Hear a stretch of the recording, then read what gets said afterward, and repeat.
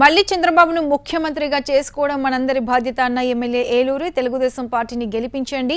మళ్ళీ మన ముఖ్యమంత్రి చంద్రబాబు నాయుడుని ఏనుకుని రాష్ట్రాన్ని అభివృద్ధి వైపుగా నడిపించాల్సిన బాధ్యత మన అందరిపై ఉందని, ఇందుకు అహర్నిశలు అందరం కష్టపడాలని సూచించారు. రానున్న 15 రోజుల్లో నాతో పాటు ప్రతి ఒక్క టీడీపీ కార్యకర్త, అభిమాని పార్టీ కోసం పనిచేసి అభివృద్ధికి పాటుపడాలని తెలిపారు. రాబోయే ఎన్నికలు చాలా కీలకమైనవి.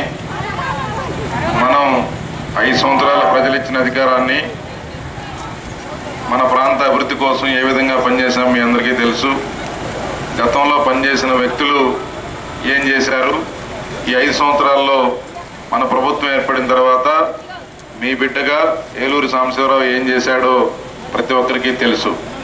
గతంలో గ్రామాల్లో పరిస్థితి ఎలా ఉండేది, ఈరోజు పరిస్థితి ఎలా ఉండేది ఒకసారి బేరేజ్ వేసుకోవాల్సిన అంశం ఉంది.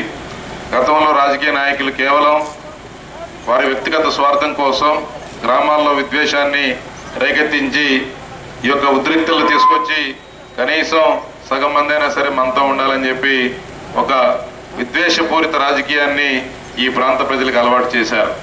కానీ మనం 2014లో మీ అందరి ఆదరాభిమానాలతో శాసనసభ్యునిగా ఎన్నికైన తర్వాత ఇక్కడే నివాసం ఏర్పాటు చేసుకొని ప్రజలకి నిత్యం అందుబాటులో ఉంటూ రాజకీయాలకు అతీతంగా, కులమతాలకు అతీతంగా ప్రభుత్వ సంక్షేమ పథకాలన్నీ కూడా పేదవారి దగ్గరికి వెళ్ళాలనే ఒక సదుద్దేశంతో ఈరోజు మనం ఈ 5 సంవత్సరాలు కలిసికట్టుగా పనిచేయడం జరిగింది. కాబట్టి ఇసుకదర్శి గ్రామం కోనంకి నా సొంత గ్రామం అయినప్పటికీ ఇసుకదర్శి అంతే విధంగా నేను భావించాను. అందుకే ఈ గ్రామంలో గతంలో ఎన్నో సంవత్సరాలుగా మనం ఇబ్బంది బాధపడతా ఉన్న చాలా పనులకి పరిష్కారాలు తీసుకోవడం జరిగింది.